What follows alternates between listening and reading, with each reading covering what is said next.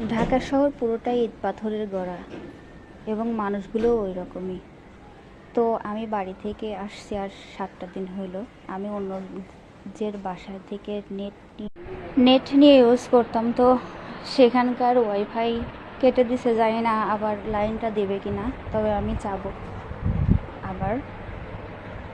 তো বন্ধুগণ, কাছেও টাকা নাই, নিজস্ব কোনো নেটওয়ার্ক নাই, এজন্য আপনাদের অনেক ভিডিও দেখার পরে রিপ্লাই দিতে পারি না এবং আমি নিয়ম মতো ভিডিও দিতে পারি না।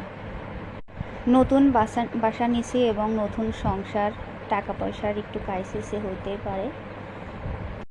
আর হচ্ছে ভিডিওটা ঠিক মতো করতে পারি না, কারণ সাবলেট বাসা নিছি, একই ফ্ল্যাটে 3জন রুম, 3টা রুম, তো এক একজনের এক এক মন মানসিকতা, সেজন্য ভয়ে ভয়ে ভিডিও করি। জানি না ভিডিওগুলো কেমন লাগছে এবং কেমনভাবে প্রেজেন্ট করতে পারতেছি।